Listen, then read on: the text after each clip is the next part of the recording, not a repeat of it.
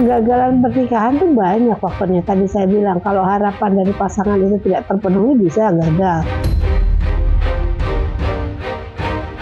Gak ada yang tahu kan, makanya kita sebagai manusia kan gak ada yang tahu rencana Allah itu seperti apa. Makanya saya gak mau banyak ngomong, saya cuma minta doanya yang terbaik itu aja. Bismillah aja dulu. Ya saya sih pokoknya apa adanya. Ya walaupun kita umpamanya dengan artis apapun, kita gak mau merubah. Ya saya kan. Jangan sampai kita merubah, itu saya nggak. Jadi apa adanya, ya begini.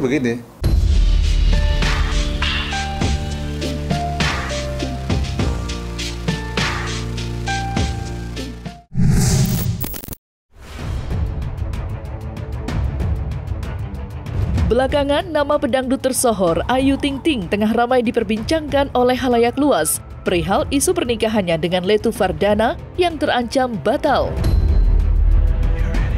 Meski belum diketahui apa penyebabnya, akan tetapi postingan Ibunda Letu Fardana baru-baru ini juga tengah disorot oleh netizen di isu panas tentang keretakan hubungan sang anak dengan calon menantunya tersebut. Adapun dalam postingan tersebut, Ibunda Dana seperti menyeratkan adanya seseorang yang tak memiliki etika. Separuh dari etika adalah tidak melukai hati orang lain, ujar Ibunda Letu Fardana. Padahal jauh sebelum isu ini merebak luas di jagat maya, pihak keluarga Letu Fardana sendiri nampaknya sudah cocok sekali dengan sosok Ayu untuk menjadi pasangan hidup seorang Letu Fardana. Kalau menurut saya, ya dia baik kok. Dan sama orang tuanya, itu yang saya senang, dia setia sama orang tuanya. Ya mudah-mudahan juga ya nanti sama kita juga kan. Sebenarnya saya bilang baru kenal, saya bagaimana mau ngidapin kan. Iya jujur, saya kan waktu itu cuma kenal di TV-TV juga, saya memang untuk artis-artis tuh kurang ngelihat, kurang gitu. Senang dengerin nyanyi, senang. Walaupun nggak bisa nyanyi ya senang juga dengerin nyanyi. Kalau namanya orang tua itu, masa mau nikah silakan, mau kawin silakan, itu aja. Semampu kita ya kita bantu kan. Itu ya kita juga senang dapatnya mantu artis kok istilahnya kan. Gak ada yang tahu kan, makanya kita sebagai manusia kan gak ada yang tahu rencana Allah itu seperti apa. Makanya saya gak mau banyak ngomong, saya cuma minta doanya yang terbaik itu aja. Bismillah aja dulu. Ya mas, saya emang udah jalannya Allah juga kali ya, jadi ya udah. Ya saya sih pokoknya apa adanya. Ya walaupun kita umpamanya dengan artis apapun, kita gak mau merubah. Ya saya kan. Jangan sampai kita merubah, itu saya nggak. Jadi apa adanya, ya begini. Jadi nggak bisa mentang-mentang kita ini berubah, nggak. Saya nggak mau itu. Karena namanya manusia itu kan memang punya kelebihan kekurangan. Saya juga siap seperti apa adanya. Ya walaupun umpamanya saya punya mantu artis, jangan sampai saya ke artis juga, nggak mau kan. Ya enggak lah, kita kan namanya orang tua kan. Ya namanya ya kalau udah ngomong anak ya sudah, saya dukung aja udah. Ya saya dan sifat saya nggak mungkin jodoh-jodohin. Kalau mengenalkan ya kan, jodoh-jodohin ya kurang baik kayaknya. Gimana ya? Ya, pulang haji gimana ya? Kabar gimana ya? Alhamdulillah sehat. Iya gimana ya?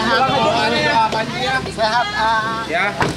Alhamdulillah ya, kalau selama vibes-nya positif ya kan, bisa. Memang Dana itu bukan hanya kebanggaan keluarga, tapi alhamdulillah kalau bisa mengharumkan nama Indonesia. Kalau namanya tampan atau cantik itu kan ciptaan Tuhan ya, dan biasanya kan dari genetik juga, dari perpaduan papa dan mama saya. Yang pasti kalau kami diajarkan cantik itu dari, atau ganteng itu dari hati gitu. Inner beauty-nya harus ada. Karena kan sebelumnya kan saya nggak pernah terbayangkan untuk bisa seperti itu kan, gitu. Jadi kayak ngerasa kayak mimpi nih gitu. Ternyata Allah nih jawab doa-doa saya selama ini gitu. Jadi alhamdulillah.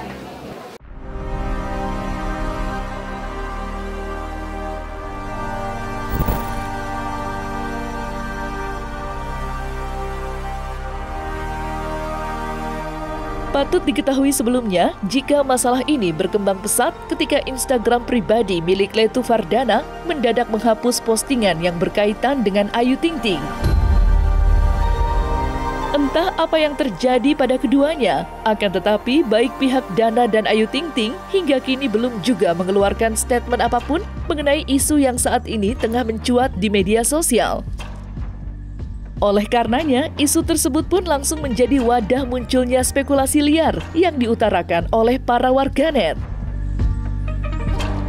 Lantas, benarkah rencana pernikahan yang digadang-gadang segera diselenggarakan pada November mendatang akan batal?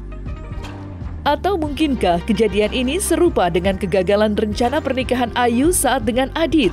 Dan seperti apa psikolog menjabarkannya?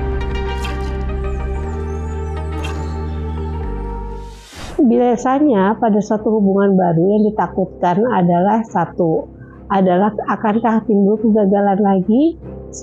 Sepertinya kalau sama-sama pada saat awal-awal pertemuan semua jadi indah, semua jadi bagus.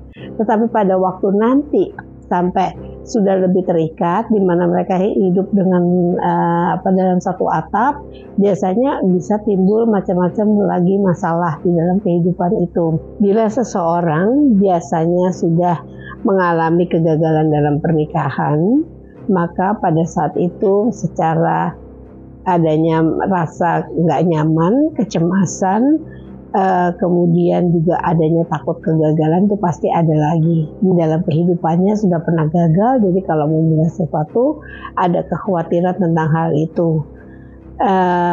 Untuk bisa memulai hubungan baru, maka sebaiknya biasanya jangan dari selesai satu hubungan lalu kemudian langsung, tapi melakukan introspeksi dulu apa yang terjadi di dalam hubungannya yang lalu yang berdampak atau berakibat sehingga kemudian bisa membuat sesuatu yang lebih baik pada hubungan yang berikutnya. Kalau ini bisa dilakukan, maka sebetulnya tidak harus menjadi sesuatu kekhawatiran. Khawatir bisa, tetapi tidak pasti bahwa hubungan yang baru akan menimbulkan kegagalan lagi.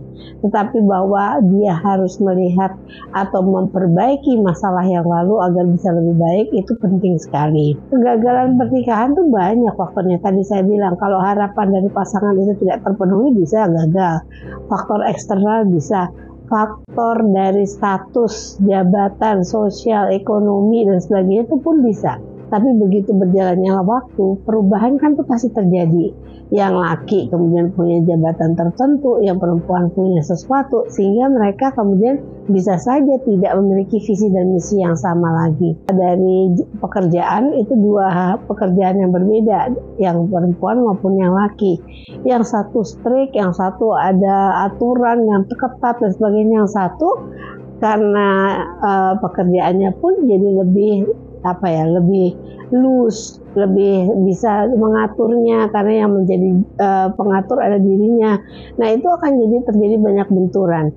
Aturan-aturan ini yang membuat kita tidak bisa kemudian membuat sesuatu yang lebih oke. Setiap orang punya harapan, tugas kita sebagai pasangan adalah saling mencari titik tengah.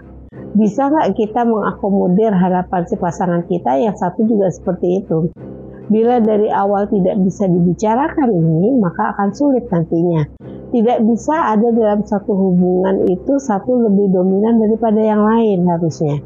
Harusnya ada sesuatu yang kemudian saling menutupi, saling membagi, saling melengkapi seperti itu. Dan ini yang harusnya disiasati agar tidak lagi terjadi kegagalan. Tapi bahwa ada ketakutan dan sebagainya, ya biasa takut gagal, takut tidak sesuai, takut bagaimana menghadapi kalau ini sudah terjadi suatu keikatan perkawinan dengan keluarga besar dan sebagainya.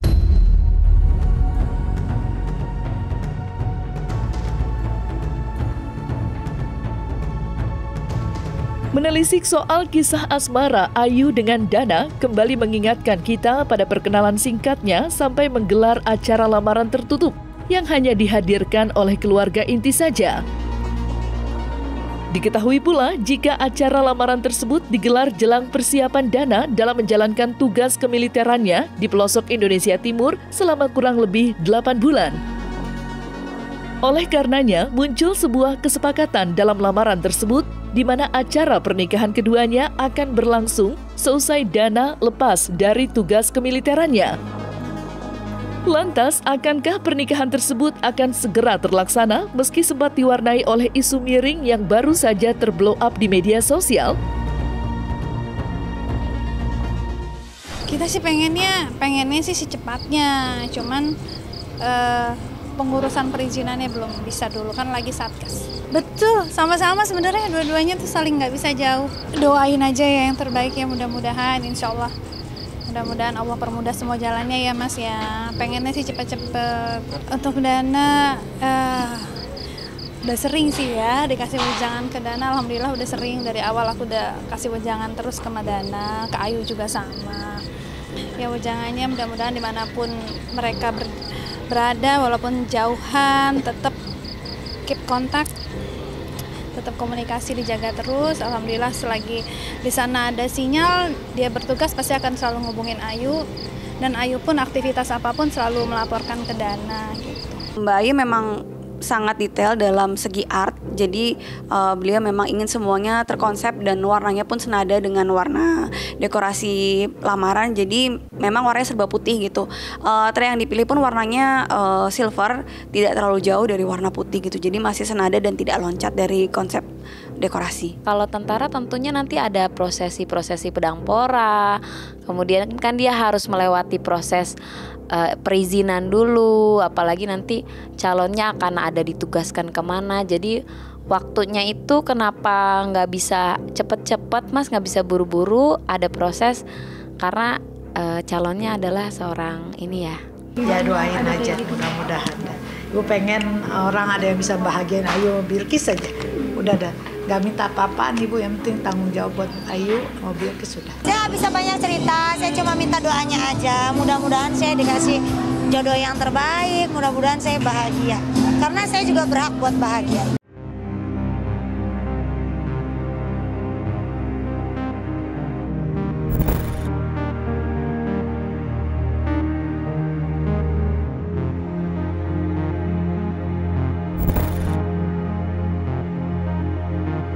Nah, selesai sudah Cumi Lovers, saksikan terus Cumi Camp In-Depth, kabar lengkap, mendalam, dan akurat dari narasumber terpercaya.